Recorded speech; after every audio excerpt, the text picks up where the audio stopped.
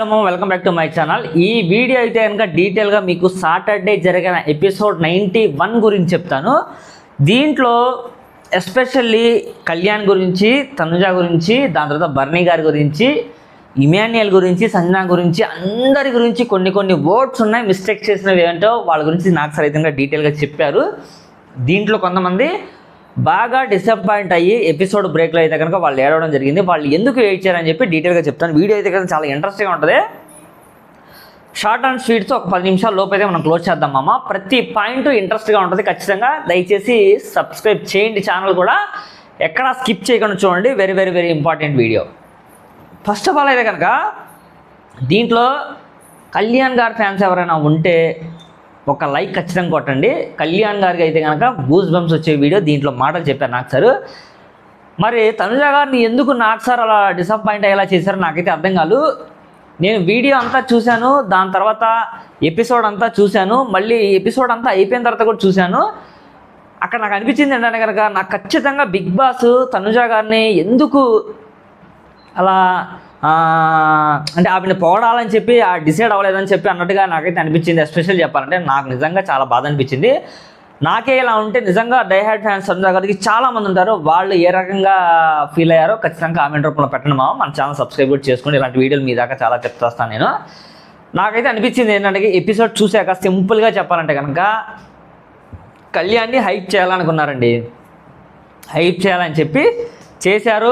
చేసిన తర్వాత ఏదైతే ఉందో ఇక్కడ ఫస్ట్ ఆఫ్ ఆల్ అయితే కనుక డిమాండ్ డ్రెస్ గురించి మాట్లాడి ఏదైనా నువ్వు పావురాలు పక్షులు డ్రెస్ గురించి అనగానే ఆ టాపిక్ అయిన తర్వాత ఈ వీకు ఎవరు టికెట్ ఫినాలే విన్నరా అని చెప్పి ఇలా చూస్తుంటే సార్ అని చెప్పి కళ్యాణ్ లెగిస్తాడు.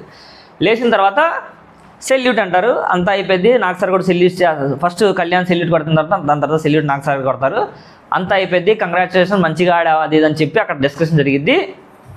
అదంతా అయిపోయిన తర్వాత మెయిన్గా మన బర్నీ గారు రీతు చౌదరి ఆడిన గేమ్ దగ్గరికి వస్తారనమాట. అక్కడ నిజంగా తనుజ గారు మిస్టేక్ ఉంది. ఆవిడ రైస్ చేయడం తప్పే. ఇది ట్రయాంగిలేనా అని చెప్పి ఆవిడ రైస్ చేస్తే గొడవ ఉంది అన్న మాట మాత్రం వాస్తవం. అది ఎవరికి తెలిసినా తెలిసిపోద్ది. బట్ ప్రతి దాంట్లోనే అంటే దాన్నే అంతలా పాయింట్అవుట్ చేసి అడిగితే అది ఖచ్చితంగా డిసప్పాయింటెడ్ అవుతారు ఎవరైనా సరే.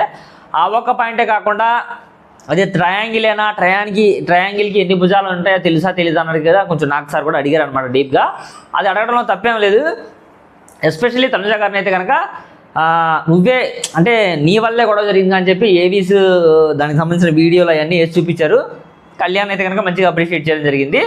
దీనితో పాటుగా ఆ ట్రయాంగిల్కి రెక్టాంగిల్కి డిఫరెన్స్ తెలీదా బర్నీ నీకు, మళ్ళీ నువ్వు ఎందుకు అలా సీరియస్ అయ్యావని చెప్పి నాకు సార్ బర్నీ గారిని అడుగుతారు. అడిగిన తరుణంలోనే బర్నీకి యాక్చువల్లీ తెలియదు. ఇక్కడ ఏంటంటే కనుక మెయిన్ గొడవ జరగడానికి రీజన్ వచ్చేసి తనుజ గారేనండి. బట్ నేను వేరే రకంగా ఏమో చెప్పట్లేదు. ఆవిడ నాకు ఎక్కడో కొడుతుంది, అది ట్రయాంగిల్ అనిపించట్లేదు అని చెప్పి బర్నీకి చెప్తే బర్నీ గారు నేను పట్టుకున్న కుందేలకి 4 కాళ్ళు కాదు 2 కాళ్ళు అంటాడు ఆయన. ఇక ఆయన సరే ఆవిడ సపోర్టివ్గా ఎలాగో బర్నీ సపోర్ట్ కాబట్టి ఆవిడ అన్న మాటని పట్టుకొని మనోడు ఎదుగురా ఊగి చినికి గాలికి సామెత ఉంది కదా, చినికి చాట అని చెప్పి గాలి వానికి. సో అలా అయిందనమాట. ఆయన కొంచెం చూపించిన తనుజ గారు అయితే కనుక ఇంకా బర్నీ దాన్ని పట్టుకుని పెద్ద రచ్చ చేశాడు.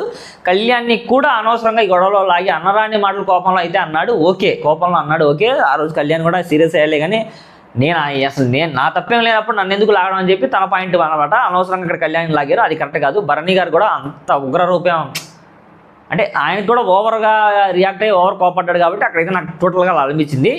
అసలు మెయిన్గా బర్నీ గారు రీతు చౌదరి ఆడారండి. రీతు చౌదరి అంతా బాగానే చేసేసింది. ఒకటి బర్నీ గారు రీతు చౌదరి పెట్టినంత కరెక్టే. అది ట్రయాంగిల్ కాదని చెప్పి అన్నమాట ఏందో తన దగ్గర మిస్టేక్ క్లారిటీగా ఉంది. దాని తర్వాత రింగ్ దాచింది అన్నారు. గేమ్ అంతా అయిపోయిన తర్వాత నువ్వు పెట్టిన పాయింట్ ఏదైతే ఉందో అది రాంగ్ అన్నావు కాబట్టి ఇంటెన్షనల్తో తను రింగ్ దాచింది తప్ప కావాలనే దాయాలి. అది కూడా ఆయన పడేసిన రింగ్ తను దాచుకుంది. వేరే రింగ్ వెంటనే సంజన గారు ఇచ్చారు. అక్కడ మిస్టేక్ ఏం లేదు. దాని తర్వాత కూడా ఏదైతే పాయింట్ ఇంకా ఏదైతే లోపలికి వెళ్ళిపోద్దో మాట్లాడుకుంటే రీతు చౌదరి ఒకళ్ళు గెలిస్తే తట్టుకోలేరు, ఎవరెవరిని మిస్టేక్స్ దెప్పి పట్టాలి అని చెప్పి సంజన గారు మాట్లాడుకుని లోపలికి వెళ్ళిపోయారు. సంజన గారు అక్కడ బయట డిస్కషన్ చేస్తూ ఉన్నారు. సంజన గారి మిస్టేక్ కూడా ఏం లేదు. ఆవిడ పర్ఫెక్ట్ చేశారు సంచాలకుగా అయితే అనమాట, 100% పర్ఫెక్ట్ అనమాట. దాని తర్వాతే కళ్యాణ్ని గొడవలో లాగుతారు, కళ్యాణ్ మీద బర్నీగా సీరియస్ అవడం, డిమాండ్ పవన్ వచ్చి ఆగినా కూడా రౌడీలా నెట్టేయడం, కొంచెం ఏదైతే జరిగాయో ఆ సిచ్యువేషన్ అంతా నచ్చలేదు నాకైతే కనుక. అదే మూమెంట్లో కళ్యాణ్ కూడా ఆ రోజు నైట్ అయితే నడవడం జరిగింది అనమాట. ఈ సిచ్యువేషన్స్ క్లియర్గా నాకు చెప్తారనమాట. అక్కడతో అది అయిపోయింది. దీని తర్వాత మన ఇమాన్యుల్ని కూడా అడుగుతారనమాట. ఇమాన్యుల్ని, నువ్వు సంజనాతో ఆడిన గేమ్ ఏదైతే ఉందో ఆ గేమ్లో నువ్వు తాడు వదిలేసావా లేదా? లేదు సార్, నేను పట్టుకున్నాను సార్, నాకు తెలిసినంతవరకు గుర్తులేదు సార్ అని చెప్తారు. తనకి తెలుసు వదిలేసాడని చెప్పి. సో ఆ గేమ్లో అందరూ వాళ్ళని ఎందుకు చూడాల? తనకు తాడు పట్టుకొని ఉంటే, తాడు పట్టుకోలేకపోయినా సంచాలకు ఓకే అటు ఇటు చూస్తున్నారు కాబట్టి రిమైనింగ్ వాళ్ళు కూడా ఎందుకు చూడలేదని చెప్పి నాకు సార్ అడుగుతారు అనమాట. బట్ ఆడియన్స్ చూస్తారు. దాని గురించి అయితే కనుక ఖచ్చితంగా ఆడియన్స్ ప్రతిదీ వాచ్ చేస్తూ ఉంటారు. గేమ్ అంటే గేమే, ఆ గేమ్లో మీరు ఎక్కడ రూల్ తప్పినా కూడా ఆడియన్స్ అయితే పర్టికులర్గా దాన్ని పట్టుకుంటారు. సో దయచేసి ఆడియన్స్ని కూడా గుర్తుపెట్టుకుని మైండ్లో ఆడండి అని చెప్పి నాకు సార్ కొంచెం ఆయనకైతే కనుక అర్థమయ్యేలా చెప్తారనమాట. సో నిజంగా నాకు తెలియలేదు సార్, లేకపోతే నేను నీకు తెలియలేదు ఓకే, అది ఆడియన్స్ కూడా అలా అర్థం కాదు కదా, ఆడియన్స్ జడ్జ్ చేస్తారు కదా అని చెప్పి నాకు సార్ అయితే డీటెయిల్గా చెప్తారనమాట. అక్కడతో ఇమాన్యుల్ జడ్జిమెంట్ కూడా అయిపోయింది.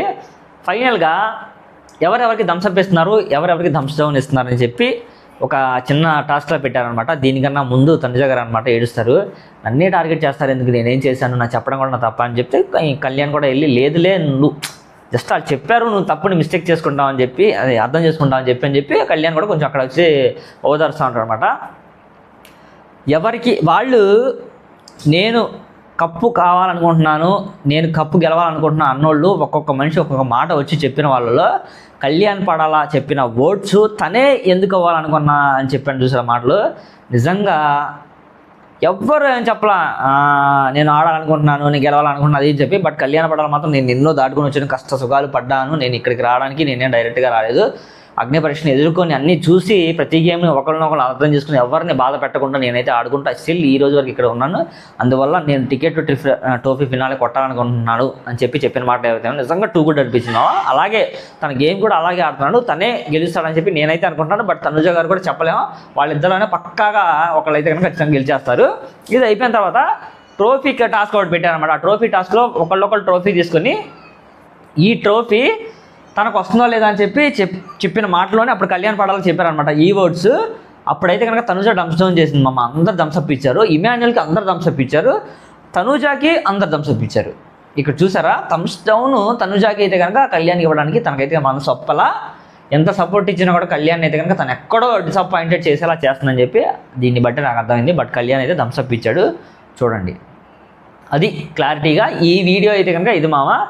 సో ఎపిసోడ్ అయితే కనుక పూర్తిగా మీరు చూసారంటే కనుక ఏమైనా డౌట్స్ ఉంటే కనుక కామెంట్ రూపంలో తెలియచేయండి, మీకు డీటెయిల్గా ఎక్స్ప్లెయిన్ చేస్తాను. అండ్ ఈ వీక్ అయితే కనుక రీతు చౌదరి గారు ఎలిమినేట్ అయ్యారు. నేను దాని గురించి కూడా ఏవి చేయాలనుకోవట్లేదు, ఇంకేముందిలే ఆల్రెడీ ఎలిమినేటెడ్ అని చెప్పి అంతా తెలిసిపోయాక ఇంకా జనాలు దాన్ని ఏమైనా లైక్ చేస్తారని చెప్పి నేనైతే అనుకొని దివ్య నిఖిత వెళ్ళిపోయిన తర్వాత ఈ వీక్ అయితే కనుక రీతు చౌదరి వెళ్ళిపోతున్నారు మామ.